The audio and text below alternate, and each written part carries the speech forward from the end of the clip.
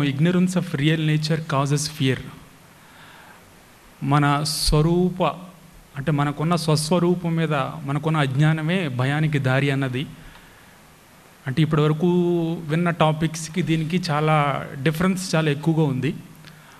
అంచేత మీరు చాలా అటెన్షన్ పే చేస్తే కానీ ఈ టాపిక్ అర్థం చేసుకోవడం కూడా కష్టం.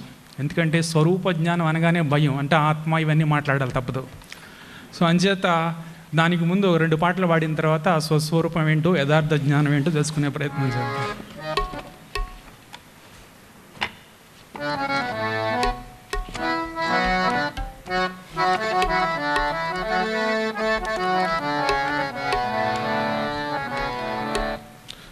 చక్కటి నామావళి వెనకాల రిపీట్ చేయండి. హరి ఓం హరి ఓం రామకృష్ణ హరి ఓం. హరి ఓం హరి ఓం రామకృష్ణ హరి ఓం. హరి ఓం హరి ఓం రామకృష్ణ హరి ఓం. రామకృష్ణ హరి ఓం. హరి ఓం హరి ఓం రామకృష్ణ హరి ఓం. హరి ఓం హరి ఓం రామకృష్ణ హరి ఓం. శివ గురు శ్రీ గురు రామకృష్ణ హరి ఓం. శ్రీ గురు రామకృష్ణ హరి ఓం. శివ గురు శ్రీ గురు రామకృష్ణ హరి ఓం. భగవంతుని నామాన్ని చెప్పడానికి భయం ఉండకూడదని చెప్పేవారు. సిగ్గు, లజ్జ, భయం ఇవన్నీ అష్టభాషాలు అని చెప్పేవారు. శివ గురు శ్రీ గురు రామకృష్ణ హరి ఓం. శివ గురు శ్రీ గురు రామకృష్ణ హరి ఓం. శివ గురు శ్రీ గురు రామకృష్ణ హరి ఓం. రామకృష్ణ హరి ఓం. శివ గురు శ్రీ గురు రామకృష్ణ హరి ఓం. శివ గురు శ్రీ గురు రామకృష్ణ హరి ఓం. సచ్చిదానంద గురు రామకృష్ణ హరి ఓం. సచ్చిదానంద గురు రామకృష్ణ హరి ఓం. సచ్చిదానంద గురు రామకృష్ణ హరి ఓం. రామకృష్ణ హరి ఓం. సచ్చిదానంద గురు రామకృష్ణ హరి ఓం. సచ్చిదానంద గురు రామకృష్ణ హరి ఓం. హర హర మహాదేవ రామకృష్ణ హరి ఓం.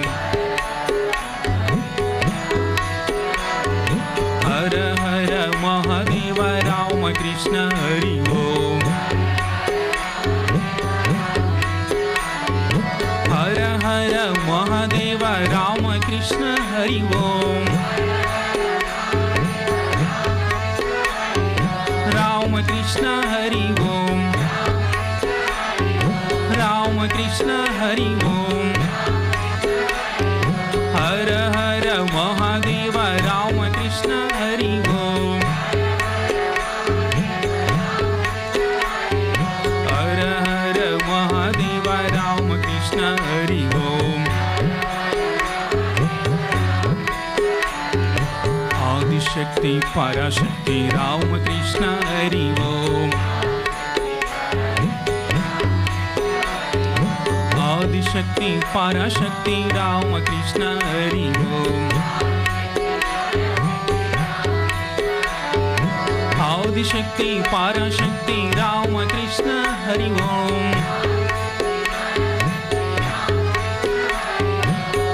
రామకృష్ణ హరి ఓం, రామకృష్ణ హరి ఓం. ఆదిశక్తి పరాశక్తి రామకృష్ణ హరి ఓం, ఆదిశక్తి పరాశక్తి రామకృష్ణ హరి ఓం. ఆదిశక్తి పరాశక్తి రామకృష్ణ హరి ఓం.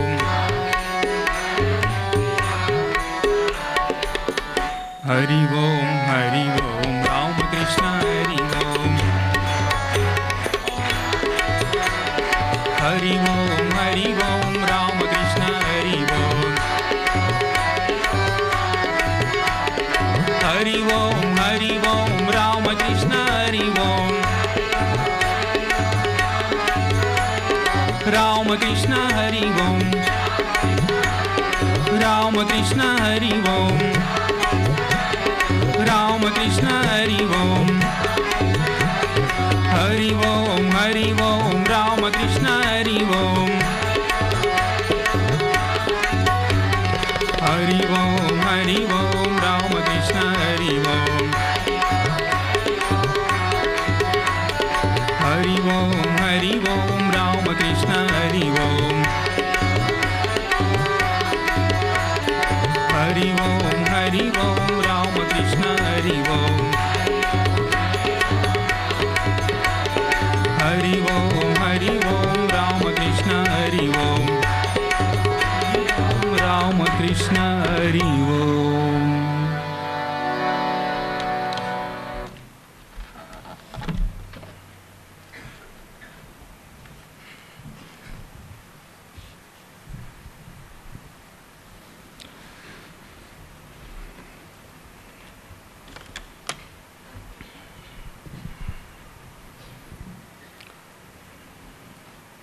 ఓం తవ తత్వం దేవ న జానామి రామకృష్ణ తవ ప్రభో యాదృశాసి కృపా సింధు తాదృశాయ నమో నమః. మన స్వస్వరూపం మీద ఉన్న అజ్ఞానమే భయం కారణమవుద్ది. అంటే ignorance of real nature causes fear. ఇప్పుడు ఈ ప్రసంగం చెప్పేటప్పుడు ముఖ్యంగా నేను ముందే చెప్తున్నాను, వన్ వే ఉండదన్నమాట, రెండు వైపుల నుంచి ఆన్సర్లు రావాలి. సో నేను ప్రశ్న అడుగుతాను, మీరు సమాధానం చెప్పినప్పుడే మీకు బోధపడుతుందని తెలుస్తుంది, లేకపోతే నాకు అర్థం కాదనమాట. నేను ఏదో చెప్పుపోతాను, ఆత్మ అంటాను, పరమాత్మ అంటాను. ఇప్పుడు స్వస్వరూపం అంటే మనకంటూ ఒక రియల్ నేచర్ ఉందని అర్థం, మనకంటూ ఒక స్వభావం ఉంది. అంటే ఇక్కడ ప్రసంగం చెప్పేది అందరికీ మన కోసమే కదా, మనుషుల కోసమే కదా. అంటే మనిషి యొక్క యథార్థ స్వరూపం మీద ఉన్న అజ్ఞానం, అంటే మనకు ఒక అజ్ఞాన కారణంగా మనం వేరే ఒక విషయాన్ని, వేరొక ఒక స్వరూపాన్ని మనదనుకుని మన యథార్థ స్వరూపాన్ని మరిచిపోయిన కారణంగా భయానికి లోనవుతున్నాము అనేది అర్థం. ఇప్పుడు మనిషి అనే దాన్ని తీసుకుంటే కొద్దిగా అటెన్షన్ పే చేయాలి. మనిషి అనే ఒక ఆకృతిని తీసుకుంటే, అంటే శరీరం అనుకుందాం. నేను శరీరానికి ఒక నిర్వచనం ఇస్తాను. ఏమంటానంటే, నిరంతరము వికారాలకు లోనయ్యే ఒక సుడిగుండం అంటాను. ఒప్పుకుంటారా ఒప్పుకోరా?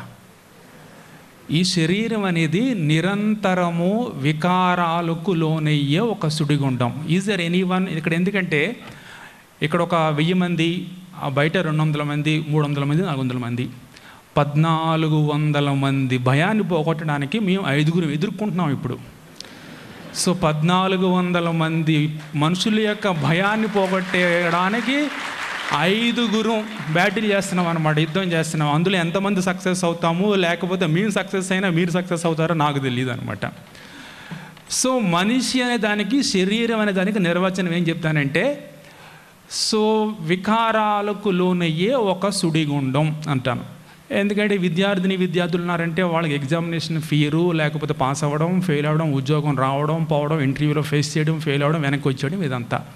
భక్తులకు వస్తే మనసుతో చెరగాటం, సంసారంలో ప్రాబ్లమ్స్, అత్తాకోడల మధ్య ప్రాబ్లమ్స్, ఇవంతా ఒక సుడిగుండం అనమాట. ఇప్పుడు ఈ సుడిగుండాన్ని అంటే ఒక క్షణంలో సౌఖ్యంగా ఉంటాం, ఒక క్షణంలో అసౌఖ్యం, ఒక క్షణంలో దుఃఖంగా ఉంటాం, ఒక క్షణంలో చాలా సుఖంగా ఉంటాం, ఒక క్షణంలో సంతోషంగా ఉంటాం, ఇంకో క్షణంలో దుఃఖంతో కుమిలిపోతూ ఉంటాం. సో ఇప్పుడు మిమ్మల్ని అందరినీ ఇదే ప్రశ్న వేసి మీరు ఇలాగే ఉంటారు, ఎప్పుడు ఇలాగే ఉండాలి అన్నాను అనుకోండి, మీరందరూ ఒప్పుకుంటారా? ఇది నచ్చదండి అంటారు. మరి ఏంటి మీరు దెన్ వాట్ యు వాంటెడ్? మీరేం కావాలనుకుంటున్నారు? అప్పుడు మీరు ఎప్పుడు ఇలాగే ఉంటుంది శరీరం అంటే, శరీరం ధరించినందుకు ఈ సుడిగుండంలో తిరగాల్సిందే అంటే, మరి ఎప్పుడు తిరగాల్సిందేనండి? మరి ఎప్పుడండి? Where is the end for this అంటే ఏం చెప్తాం సమాధానం? ఏదో ఒక రోజు ఎండ్ ఉండాలి కదండి. సో ఎండ్ అనేది ఎప్పుడు వస్తుంది? సో ఇక్కడ అర్థం ఏంటంటే, ప్రతి దానికి లిమిటెడ్గా ఇది దీన్ని భగవద్గీతలో ఏమంటారంటే ద్వంద్వాలు అంటారనమాట. ఈ ద్వంద్వాల యొక్క ప్రక్రియలో తిరిగేవాడే మనిషి. ఖచ్చితంగా ఎవడైనా సరే, ప్రధానమంత్రి దగ్గర నుంచి, సీఎం దగ్గర నుంచి, ఒక కంపెనీ CEO దగ్గర నుంచి అందరూ దీనిలో తిరగాల్సిందే. సో ఎందుకు తిరుగుతున్నామంటే, నేను ఈ శరీరం అనే భ్రాంతి తిప్పుతుంది, అంతే, ఇంకేమీ లేదన్నమాట. మరి ఇక్కడ మనం మాట్లాడింది రియల్ నేచర్ గురించి మాట్లాడుతాం. మానవుని యొక్క యథార్థ స్వభావం ఏంటి అంటే, మనం అందరం అది కాదని మనం ఒప్పుకుంటాం కదా. ఎందుకంటే ఈ శరీరమే నిరంతరం ప్రక్రియలో సుడిగుండమే. మీరు అన్నారు అనుకోండి, బాబోయ్ మేము సుడిగుండంలో పడవండి అంటాం అనమాట. సో పడకుండా ఉండాలంటే something else is there. What is that? ఇప్పుడు శరీరంలో మీరందరూ శరీరమే అనుకున్నాం అనుకోండి. శరీరం అనుకుంటే ఏమవుద్దంటే, శరీరంలో వచ్చే మార్పులు మీరు చూస్తూనే ఉన్నారు. చిన్నప్పుడు పుట్టినప్పుడుగా మీరు లేరు, పెరిగారు, పెద్దయ్యారు, బాల్యం, యవ్వనం, కౌమారం, వృద్ధాప్యం ఇవన్నీ వచ్చేస్తున్నాయి. అంచేత ఏదైతే టైంకి తగ్గట్టుగా మారిపోతూ పోతుందో అంటే అది ప్రక్రియలో కొనసాగుతుంది కదా, అంటే మార్పులు చేర్పులు జరుగుతుంది కదా. అది మీరు అనుకున్నారనుకోండి, ఈ ప్రక్రియలకు అనుగుణంగా మీకు దుఃఖం, బాధ కలుగుతూ ఉంటుంది. అంతేనండి? ఒప్పుకుంటారా? ఒప్పుకోరా? అంటే మీ శరీరంలో వచ్చే మార్పులకు లేక ద్వంద్వాలకు అనుగుణంగా మీరు రియాక్ట్ అవ్వడం మొదలు పెడితే, ఎందుకు రియాక్ట్ అవుతారంటే మీరు అదే అనుకుంటారు కాబట్టి భయంతో రియాక్ట్ అవుతూ ఉంటారు. ద ఫస్ట్ పాయింట్ అదనమాట. ఫస్ట్ పాయింట్ ఏంటంటే, రియల్ నేచర్ మనకున్న యథార్థ స్వభావాన్ని మరుగున పడవేసి భయంతో అదే మనం అనుకుని మన నిజ స్వరూపాన్ని పరుచుకున్న కారణంగా మనం ఏం చేస్తామంటే భయపడుతూ ఉంటాం అన్నమాట. ప్రతిదానికి భయపడుతూ ఉంటాము. ఇప్పుడు అజ్ఞాన కారణంగా భయం, అజ్ఞాన కారణంగా మనం ఏం చేస్తామంటే, అంటే ఇగ్నోరెన్స్ అని కూడా మాట్లాడాం. ఇగ్నోరెన్స్ అంటే అజ్ఞానం అనమాట. మనకున్న అజ్ఞానం మనకేం చేస్తుందంటే, ఒక రియల్ థింగ్ని ఏం చేస్తుందంటే అన్రియల్గా చూపిస్తుంది అనమాట. ఏదైతే సత్యం అని అన్నామనుకోండి, అది అసత్యంగా చూపిస్తుంది. కారణం ఏంటంటే, మనం ఈ సుడిగుండం అనే ప్రక్రియలో పడకూడదు అనే మన స్వభావం అయినప్పుడు, ఏదైనా ఒక రియల్ అని అంటే ఒక అన్రియల్ని, అసత్యాన్ని సత్యంగా చూపిస్తూ ఉంటుందన్నమాట. కారణం ఏంటంటే, ఆ సుడిగుండంలో ఉన్న శరీరమే యథార్థం అనుకోవడం కారణంగా. సత్యం ఏదైనా సత్యం, ఏదైనా మంచి. అందుకంటే కఠోపనిషత్తులు ఏమంటాడంటే, మీకు ఒక మనిషి అజ్ఞానంలో ఉన్నప్పుడు, మనిషి యొక్క యథార్థ స్వరూపాన్ని మనిషి తెలుసుకోలేనప్పుడు, వాడి యొక్క అజ్ఞానంలో ఉన్న భ్రాంతి కారణంగా వాడికి వస్తువులు ఎట్లా గోచరిస్తాయి అంటే, వాడి ముందు రెండు ప్రత్యక్షం అవుతాయి అంటాడు. శ్రేయస్సు, ప్రేయస్సు రెండు ప్రత్యక్షం అవుతాయి. శ్రేయస్సు అంటే ఏంటంటే, ఒక లాలీపాప్ ఇచ్చామనుకోండి, చాలా టేస్ట్గా ఉంటుంది, తినేస్తే నీకు ఎంతో ఎనర్జీ వస్తుంది, but there is a danger, after 2 years you will die అని వస్తుంది అనమాట.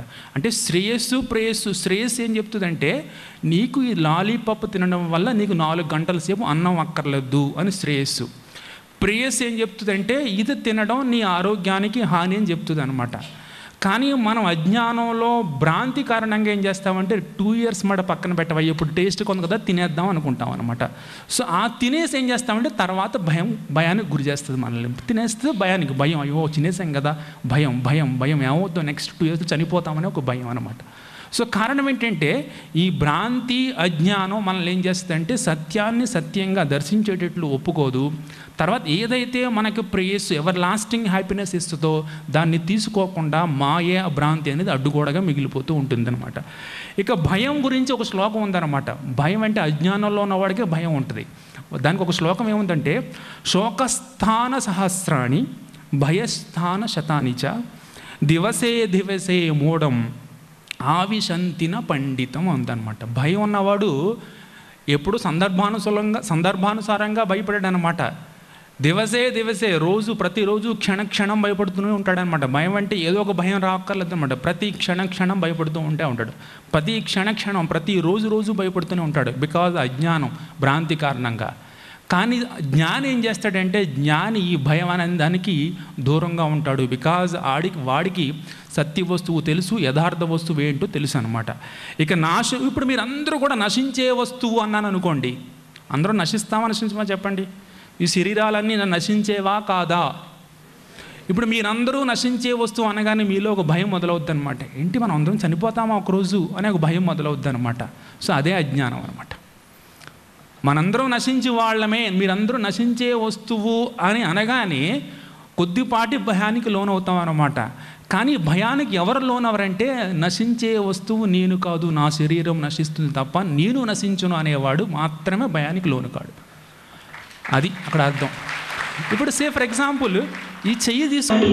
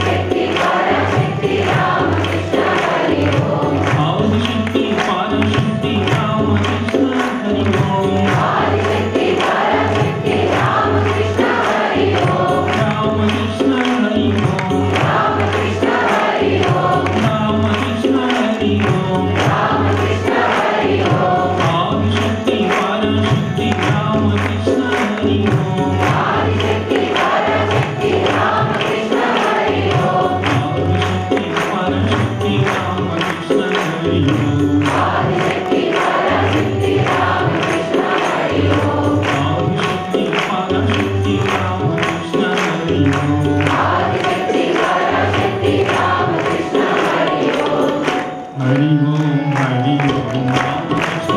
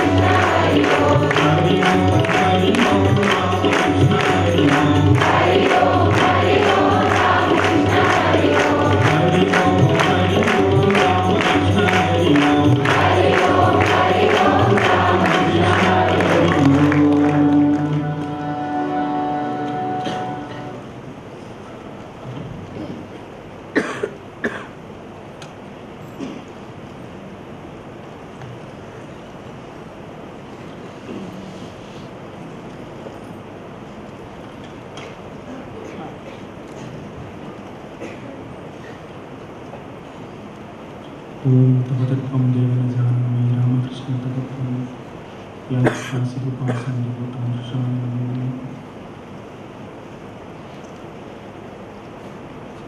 మన స్వస్వరూపం మీద ఉన్న అజ్ఞానమే భయం కారణమవుతుంది. అంటే ignorance of real nature causes fear. ఇప్పుడు ఈ ప్రసంగం చెప్పేటప్పుడు ముఖ్యంగా నేను ముందే చెప్తున్నాను, వన్ వే ఉండదు అనమాట, రెండు వైపుల నుంచి ఆన్సర్లు రావాలి. సో నేను ప్రశ్న అడుగుతాను, మీరు సమాధానం చెప్పినప్పుడే మీకు బోధపడుతుందని తెలుస్తుంది, లేకపోతే నాకు అర్థం కాదనమాట. నేను ఏదో చెప్పబోతాను, ఆత్మ అంటాను, పరమాత్మ అంటాను. ఇప్పుడు స్వస్వరూపం అంటే మనకంటూ ఒక రియల్ నేచర్ ఉందని అర్థం, మనకంటూ ఒక స్వభావం ఉంది. అంటే ఇక్కడ ప్రసంగం చెప్పేది అందరికీ మన కోసమే కదా, మనుషుల కోసమే కదా. అంటే మనిషి యొక్క యథార్థ స్వరూపం మీద ఉన్న అజ్ఞానం, అంటే మనకు ఒక అజ్ఞాన కారణంగా మనం వేరే ఒక విషయాన్ని, వేరొక ఒక స్వరూపాన్ని మనదనుకుని మన యథార్థ స్వరూపాన్ని మరిచిపోయిన కారణంగా భయానికి లోనవుతున్నాము అనేది అర్థం. ఇప్పుడు మనిషి అనే దాన్ని తీసుకుంటే కొద్దిగా టెన్షన్ పే చేయాలి. మనిషి అనే ఒక ఆకృతిని తీసుకుంటే, అంటే శరీరం అనుకుందాం. నేను శరీరానికి ఒక నిర్వచనం ఇస్తాను. ఏమంటానంటే, నిరంతరము వికారాలకు లోనయ్యే ఒక సుడిగుండం అంటాను. ఒప్పుకుంటారా ఒప్పుకోరా?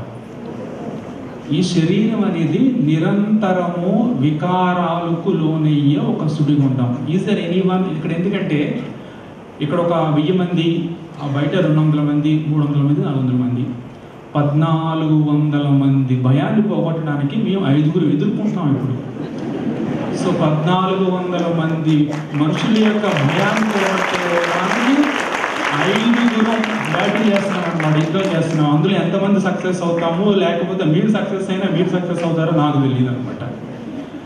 సో మనిషి అనే దానికి, శరీరం అనే దానికి నిర్వచనం ఏం చెప్తానంటే, సో వికారాలకు లోనయ్యే ఒక సుడిగుండం అంటారు.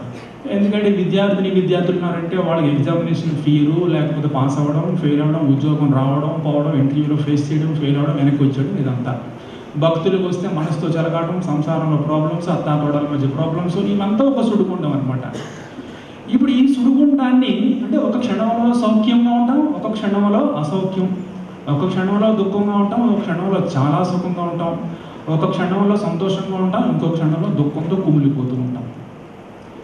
సో ఇప్పుడు మిమ్మల్ని అందరినీ ఇదే ప్రశ్న వేసి, మీరందరూ మీరు ఇలాగే ఉంటారు, ఎప్పుడు ఇలాగే ఉండాలి అన్నాను అనుకోండి, మీరందరూ ఒప్పుకుంటారా? ఇది నచ్చదని అంటారు.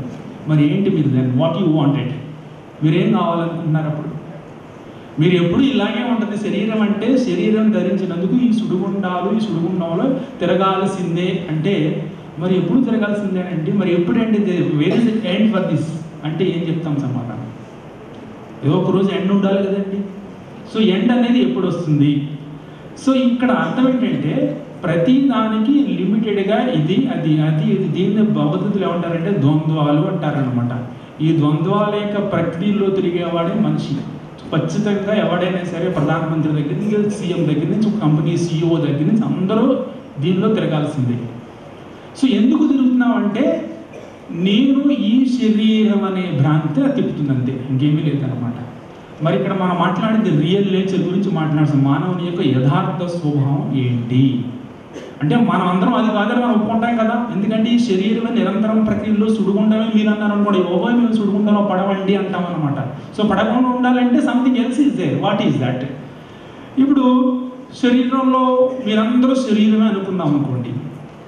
శరీరం అనుకుంటే ఏమవుతుందంటే, శరీరంలో వచ్చే మార్పులు మీరు చూస్తూనే ఉన్నారు. చిన్నప్పుడు పుట్టినప్పుడుగా మీరు లేరు, పెరిగారు, పెద్దయ్యారు, బాల్యం, యవ్వనం, కౌమారం, వృద్ధాప్యం ఇవన్నీ వచ్చేస్తుంది. అంచేత ఏదైతే టైంకి తగ్గట్టుగా మారిపోతూ పోతుందో, అంటే అది ప్రక్రియలో కొనసాగుతుంది కదా, అంటే మార్పులు చేర్పులు జరుగుతుంది కదా. అది మీరు అనుకున్నారనుకోండి, ఈ ప్రక్రియలకు అనుగుణంగా మీకు దుఃఖం, బాధ కలుగుతూ ఉంటుంది. అంతేనండి? ఒప్పుకుంటారా ఒప్పుకోరా? అంటే మీ శరీరంలో వచ్చే మార్పులకు లేక ద్వంద్వాలకు అనుగుణంగా మీరు రియాక్ట్ అవ్వడం మొదలు పెడితే, ఎందుకు రియాక్ట్ అవుతారంటే మీరు అదే అనుకుంటారు కాబట్టి భయంతో రియాక్ట్ అవుతూ ఉంటారు. ద ఫస్ట్ పాయింట్ అదనమాట. ఫస్ట్ పాయింట్ ఏంటంటే రియల్ నేచర్, మనకున్న యథార్థ స్వభావాన్ని మరుగున పడవేసి భయంతో అదే మనం అనుకుని మన నిజ స్వరూపాన్ని మరుగుని పరుచుకున్న కారణంగా మనం ఏం చేస్తామంటే భయపడుతూ ఉంటాం అనమాట. ప్రతిదానికి భయపడుతూ ఉంటాము. ఇప్పుడు అజ్ఞాన కారణంగా భయం, అజ్ఞాన కారణంగా మనం ఏం చేస్తామంటే ఇగ్నోరెన్స్ అని కూడా మాట్లాడాము. ఇగ్నోరెన్స్ అంటే అజ్ఞానం అనమాట. మనకున్న అజ్ఞానం మనకి ఏం చేస్తుందంటే ఒక రియల్ థింగ్ ఏం చేస్తుందంటే అన్రియల్గా చూపిస్తుంది అనమాట. ఏదైతే సత్యం అని అన్నాం అనుకోండి అది అసత్యంగా చూపిస్తుంది. కారణం ఏంటంటే మనం ఈ సుడిగుండం అనే ప్రక్రియలో పడకూడదు అనే మన స్వభావం అయినప్పుడు ఏదైనా ఒక రియల్ అంటే ఒక అన్రియల్ని అసత్యాన్ని సత్యంగా చూపిస్తూ ఉంటుంది అనమాట. కారణం ఏంటంటే ఆ సుడిగుండంలో ఉన్న శరీరమే యథార్థం అనుకోవడం కారణంగా సత్యం, ఏదైనా సత్యం, ఏదైనా మంచి. అందుకంటే కఠోపనిషత్తులు ఏమంటాడంటే మీకు ఒక మనిషి అజ్ఞానంలో ఉన్నప్పుడు మనిషి యొక్క యథార్థ స్వరూపాన్ని మంచి తెలుసుకోలేనప్పుడు వాడి యొక్క అజ్ఞానంలో ఉన్న భ్రాంతి కారణంగా వాడికి వస్తువులు ఎట్లా గోచరిస్తాయి అంటే వాడి ముందు రెండు ప్రత్యక్షం అవుతాయి అంటాడు. శ్రేయస్సు ప్రేయస్సు రెండు ప్రత్యక్షం అవుతాయి.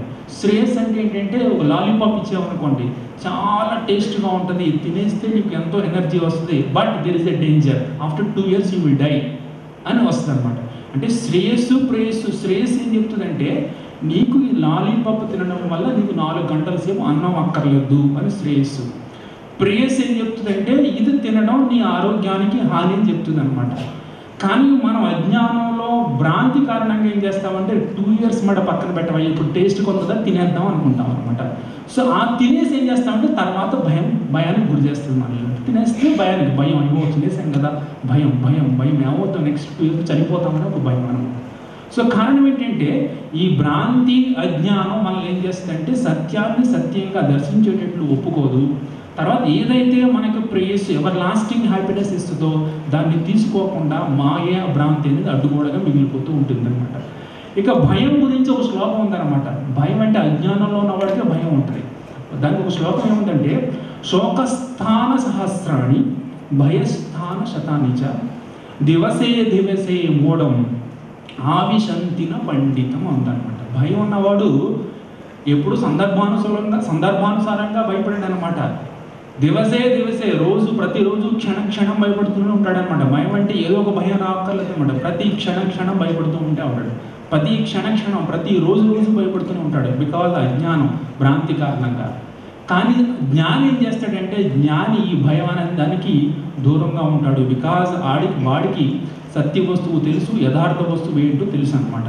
ఇక ఇప్పుడు మీరు అందరూ కూడా నశించే వస్తువు అన్నాను అనుకోండి, అందరూ నశించమని చెప్పండి. ఈ శరీరాలన్నీ నశించేవా కాదా?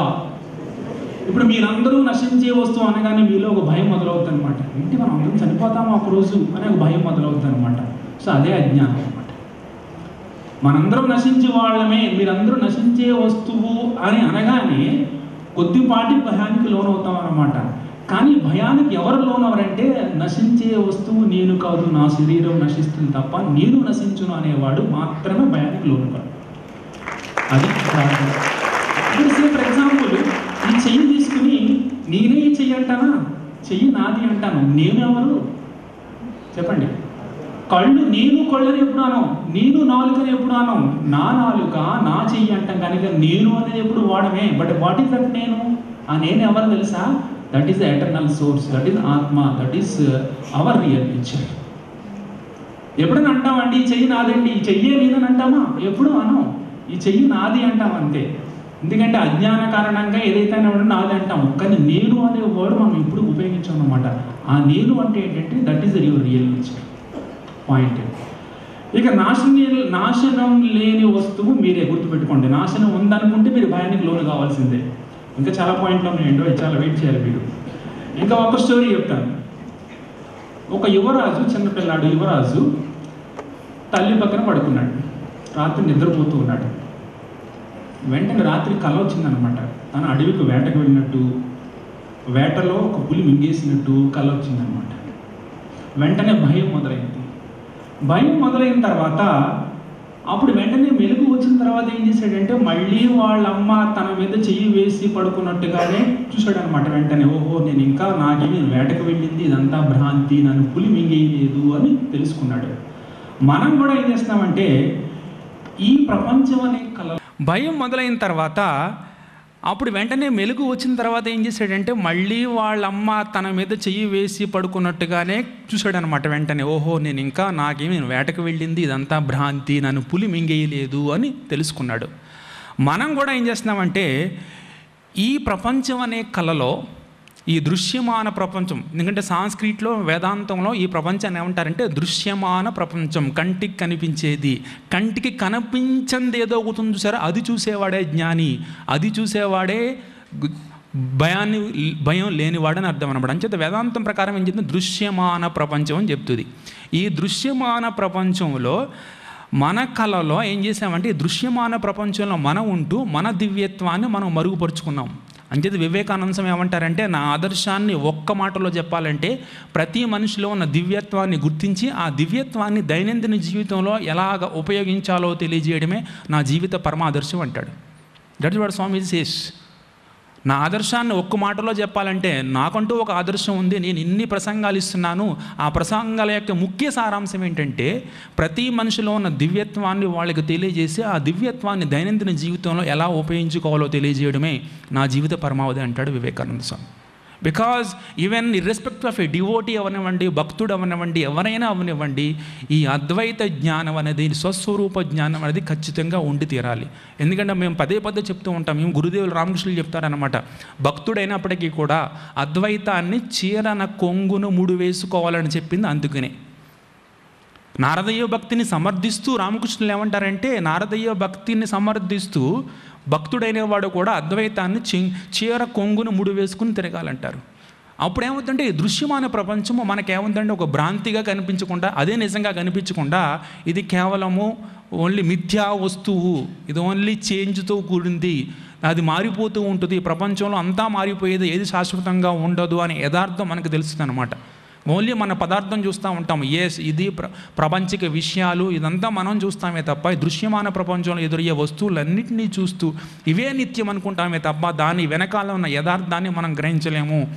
ఎవరైతే ఈ జ్ఞానం కలుగుతుందో, ఎవరైతే అజ్ఞానాన్ని పారద్రోలుతారో, ఎవరైతే స్వస్వరూప జ్ఞానాన్ని తెలుసుకోవాలని ప్రయత్నిస్తారో కళలో నుంచి బయటికి రావాలి, వారికి మాత్రమే భయం ఉండదు. అంచేత శ్రీకృష్ణుడు భగవద్గీతలో ఏం చెప్పాడంటే ఒక క్లాసిఫికేషన్ ఇస్తాడు. సమాజంలో 2 రకాల వ్యక్తులు ఉంటారు, చెడు వ్యక్తులు, మంచి వ్యక్తులు. ఆ మంచి వ్యక్తులకి ఉండాల్సిన లక్షణాలని దైవాసుర సంపద్ విభాగ యోగంలో 26 లక్షణాలు చెప్తాడు. ఈ 26 లక్షణాలను బట్టి మనిషిని కేటగిరైజ్ చేయాలి అని చెప్తాడు. అందులో ఫస్ట్ క్వాలిటీ చెప్తాడు అభయం అని చెప్తాడు. భయం లేకుండా ఉండడం. భయం లేకుండా ఉండడం అంటే అర్థం ఏంటంటే నీకున్న మంది మార్బలము, నీకున్న డబ్బు, నీకున్న చేతిలో ఉన్న గన్న కారణంగా భయం లేకుండా ఉండడం కాదు. నువ్వు ఆత్మస్వరూపుడవు, నువ్వు జ్ఞానివి, నువ్వు అజ్ఞానంలో లేవు, నువ్వు శరీరం కాదు అనే భావన చేత భయం లేకుండా ఉండడం. అభయం. క్లైభ్యం మాస్మగమపార్థ నైతత్వయుపపద్యతే. Why shake off your weakness. నువ్వేంటనుకున్నావు, నువ్వు ఆత్మస్వరూపుడవు అనే భావనే మన భయం లేకుండా చేస్తుంది అనమాట. ఈవెన్ అదర్వైజ్ ఆల్సో కూడా ఈ భావన ఉన్నప్పుడు మనం చంద్రశేఖరమాశ్రయే కిం కరిష్యతి వయ్యమ అని పాడతాం. చంద్రశేఖరుని ఆశ్రయించిన కారణంగా యముడు నన్నేం చేస్తాడు అనే పాడతాం కదా. అంటే యమాడు అంటే మృత్యు అనే భయం లేదు అని అర్థం అనమాట. మరి పాడినప్పుడు భయం ఉండకూడదు, మరి చావు వస్తే భయపడకూడదు అనమాట. సో భయం లేకుండా ఉండడం, బికాజ్ శరీరమే పోయేది, నేను కాదు కదా, నేను ఆత్మస్వరూపుని. వివేకానంద స్వామి మొత్తం కంప్లీట్ వర్క్స్ సాహిత్య సర్వస్వం అంతా చదివిన తర్వాత తెలిస్తే ఏం తెలుస్తుందంటే భయం లేకుండా నీ స్వస్వరూప జ్ఞానంలో నువ్వు ఉండాల్సిందే, అది ఫైనల్గా జరిగేది. ఇప్పుడు భయం అనేది ఏంటంటే ఏదైనా చేయాలి అనుకుంటే అర్థం ఏంటంటే రామకృష్ణులు కానీ శారదాదేవి కానీ చెప్పేది ఇదే. శారదాదేవి చెప్తారన్నమాట, వారి అంతిమ సందేశంలో ఏం చెప్పారంటే no one is stranger to you, whole world is yours అంటారు. నీకెవరూ పరాయవారు కాదు, ప్రపంచం అంతా నీదే అని ఎప్పుడు అనుకోగలుగుతామండి? నాకున్న లిమిటేషన్స్తో, నాకున్న స్వార్థంతో నా కుటుంబమే నా పరిధి అనుకున్నప్పుడు నేను ప్రపంచం అంతా అదని ఎట్లా గుర్తిస్తాను? నేను గుర్తించలేను కదా. కారణం ఏంటంటే ఈ ఆత్మజ్ఞానము అంటే ఆత్మస్వరూపము, దివ్యత్వ స్వరూపము, మనందరిలో ఉన్న దివ్యత్వ స్వరూపము, రియల్ నేచర్ అనేది ఒకటే అన్న జ్ఞానమే ఎదుటివాడిని ప్రేమించేటట్లు చేస్తుంది. వివేకానంద సందర్భంలో అంటారనమాట, ఇది కనుక ప్రాక్టీస్ చేసినట్లయితే దుఃఖపూరితమైన వాతావరణం సామరస్యపూరిత వాతావరణంగా మారిపోద్ది. ప్రపంచంలో విధ్వంసాలే ఉండవు, విద్వేషాలే ఉండవు, ద్వేషాలే ఉండవు, సుఖశాంతులే ఉంటాయి అంటాడనమాట. కారణం ఏంటంటే, so every human being we are looking at him as a ఎనిమిగా కాకుండా, శత్రువుగా కాకుండా ఏం చేస్తామంటే వాడిలో ఉన్న యథార్థ జ్ఞానాన్ని గుర్తించి, వాడు ఆత్మస్వరూపుడు అనే జ్ఞానాన్ని గుర్తించి వాడితో మనం మసులుకుంటాం. వాడితో డీలింగ్స్ ఎలా ఉంటాయి అంటే వాడు వ్యక్తిగా చూడమన్నమాట, వాడు ఒక ఆత్మస్వరూపుడిగా భావించి చేస్తాం. Though it is a difficult, but the భావన ఈజ్ వెరీ వెరీ ఇంపార్టెంట్. భావేన లభతే సర్వం భావేన దేవదర్శనం, భావేన లభతే జ్ఞానం తస్మాత్ భావానులంబనం అంటాడనమాట. భావన, ఆ భావన ఇంపార్టెంట్ అన్నమాట. సమాజంలో ఏంటంటే ఇన్ని అవినీతి లేకపోతే చెడు ఇదంతా ఉంటుందంటే కారణం స్వార్థం. స్వార్థం ఎందుకు వస్తుంది?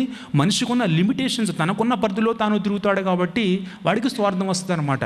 ఆ స్వార్థాన్ని పారద్రోలాలి, నిస్వార్థంగా ఉండాలి అంటే కేవలం ఈ భావనే అనమాట. No, I am not this body. లేదు అంటే నాలో ఉన్న ఆత్మస్వరూపం, నాలో ఉన్న రియల్ నేచర్ ఏంటంటే ఇది వాడిలో ఉన్న రియల్ నేచర్తో అనుసంధానం చేయగలగాలి. అప్పుడు ఏంటంటే ఒకరిని చూసి భయపడమన్నమాట. నా శత్రువుని చూసి నేను భయపడను, నా పార్ట్నర్ని చూసి నేను భయపడను. ఎందుకంటే ఇవన్నీ భయాలు ఎందుకు వస్తాయి? కారణం అంటే నా నుంచి వేరుగా సెపరేట్గా చూస్తామన్నమాట. ఒక స్టోరీ చెప్తాను. ఒక రాజుగారికి కాదు, ఒక జమీందారికి ఒక కుక్క ఉంది. ఈవెన్ భగవద్గీత క్లాస్లో కూడా వీడియో చూపించాను మీకు. ఆ కుక్క ఆ జమీందారు ఆ కుక్కకి అన్ని సఫర్యాలు చేస్తాడు, కానీ ఎప్పుడు కూడా డ్రాయింగ్ రూమ్లోకి అలౌ చేయడు ఆ కుక్కని. కారణం ఏంటంటే ఏమో తెలీదు కారణం. కిచెన్లో కూడా అలౌ చేయడు. కానీ కిచెన్లోకి అలౌ చేయనప్పటికీ కూడా దాని కాళ్ళ దగ్గరే తను ఫుడ్ పడేస్తున్నారు కాబట్టి ఎప్పుడు వర్రీ కాలేదన్నమాట. కానీ ఒక బాధ ఉండిపోయింది. కారణం ఏంటంటే నన్ను డ్రాయింగ్ రూమ్లోకి ఎందుకు అలౌ చేయట్లేదు అని లోపల కుమిలిపోయిందనమాట. ఒకరోజు ఆ జమీందారికి ఊరు నుంచి, గ్రామాన్ని నుంచి ఒక టెలిఫోన్ కాల్ వచ్చింది, మీ నాన్నమ్మ గారికి ఆరోగ్యం బాగాలేదు, మీరు వెంటనే వచ్చేయాలి అని. వెంటనే ఎప్పుడు వెళ్ళినా సరే తలుపు ఆ డ్రాయింగ్ రూమ్ క్లోజ్ చేసుకుని వెళ్ళేవాడు, కానీ ఈసారి క్లోజ్ చేసుకోకుండా వెళ్ళిపోయాడు అనమాట. అప్పుడు దొరికింది chance. I got a wonderful chance. వీడు నన్ను ఎంతకాలం నన్ను లోపలికి రాకుండా చేశాడు, ఇప్పుడు నన్ను ఎవడాపుతాడో చూస్తాడు అనుకుని లోపలికి వెళ్ళింది అనమాట. ఆ సోఫాలో కూర్చుని కాళ్ళ మీద కాలేసి కూర్చుని ఆనందించింది. భలే ఉంది సోఫా అనుకుంది. కాసేపు ఆనందించిన తర్వాత అలా గోడకేసి చూసిందనమాట. గోడకేసి చూసిన వెంటనే ఏం కనిపించిందంటే ఒక పిల్లి కనిపించింది. ఓ కుక్క, ఇది కుక్క కదా, ఇంకో కుక్క కనిపించింది అనమాట. That is the reason.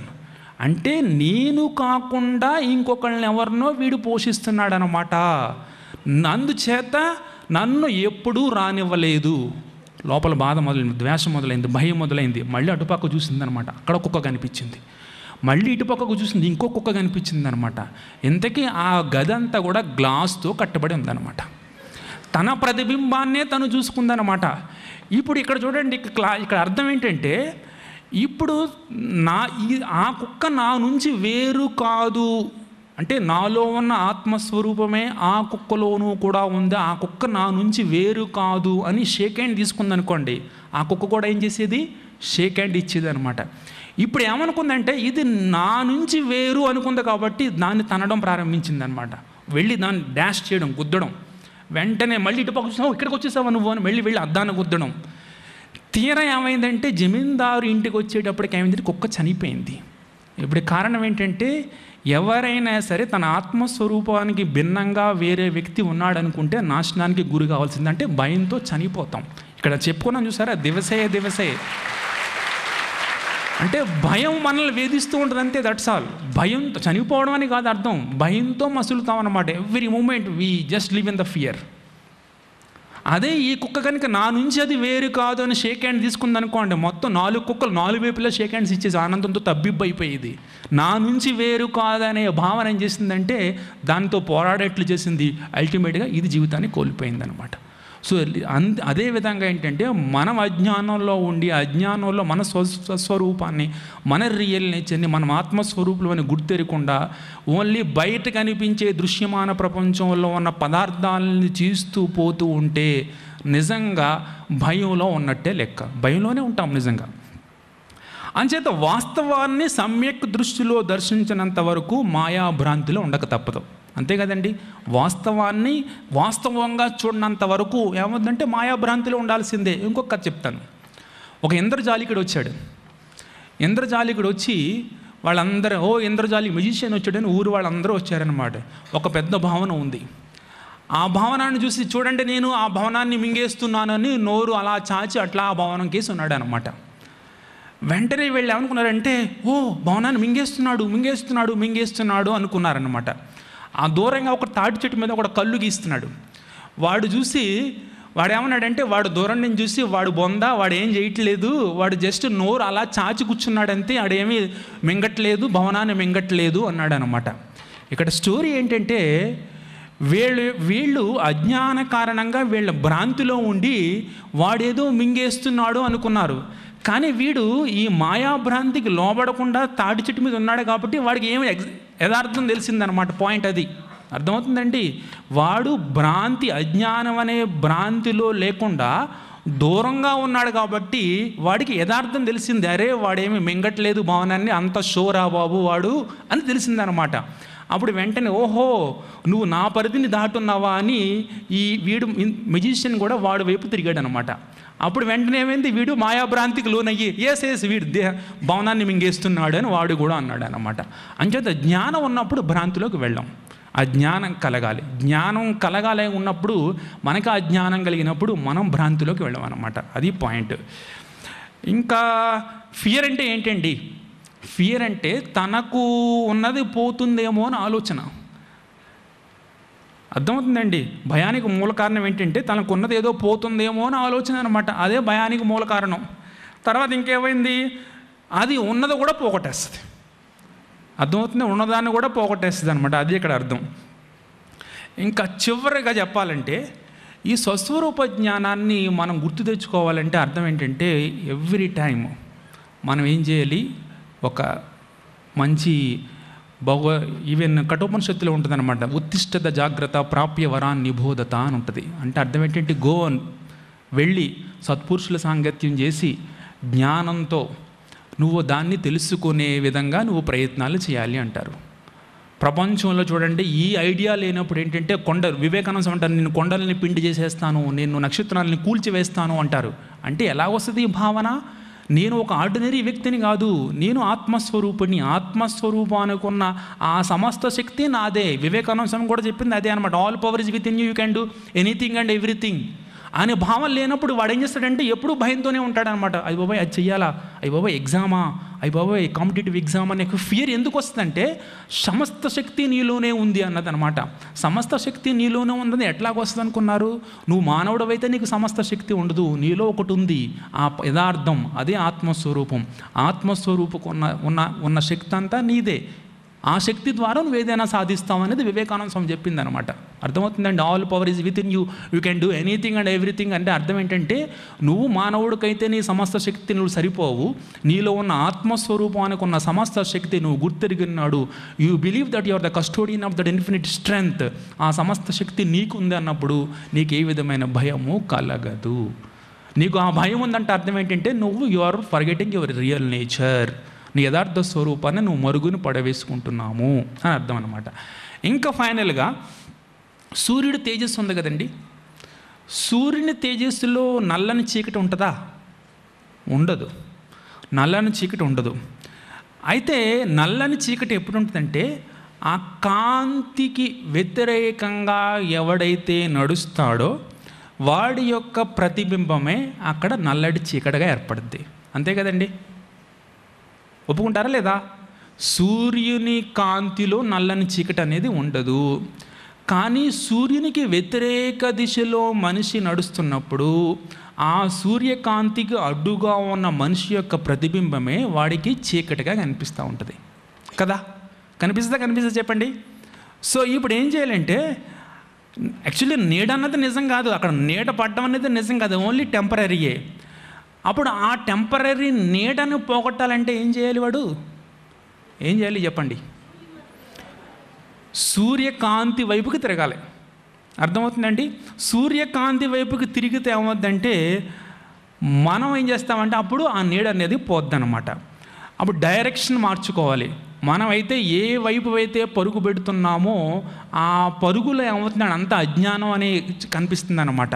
అంటే అజ్ఞానం అనే చీకటి కనిపించకుండా ఉండాలి అంటే మనము జ్ఞానం అనే సూర్యుని వైపుకి మరలినప్పుడు అజ్ఞానం అనే చీకటి వెళ్ళిపోతుంది.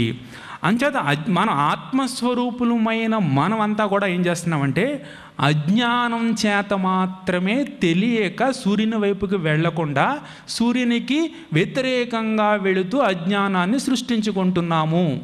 ఓకే, అంచేత మనం అజ్ఞానాన్ని తొలగించుకోవాలంటే అటువైపుకి వెళ్ళడం మాని సూర్యుని వైపుగా తిరిగినప్పుడు చీకటి అనేది పడదు, అంచేత జ్ఞానం కలుగుతుంది. అంటే డైరెక్షన్ మార్చుకోవాలి, అదే ప్రార్థన. సో ఆ ప్రార్థన ఇప్పుడు చేద్దాం. ఏంటంటే ఆ ప్రార్థన, అసతో మా సద్గమయ, O God lead us from unreal to real. భగవంతుడా మమ్మల్ని అసత్యం నుంచి సత్యం వైపుకు నడిపించు. తమసో మా జ్యోతిర్గమయ, O God lead us from ignorance to knowledge. O భగవంతుడా మమ్మల్ని అజ్ఞానం నుండి వెలుగు వైపుకు మళ్ళించు. మృత్యోర్మా అమృతంగమయ, O God lead us from death to immortality. భగవంతుడా మమ్మల్ని మృత్యువు నుండి అమృతత్వానికి తీసుకుని పో. ఓం శాంతి శాంతి శాంతి. హరి ఓం తత్సత్. శ్రీరామకృష్ణార్పణమస్తు.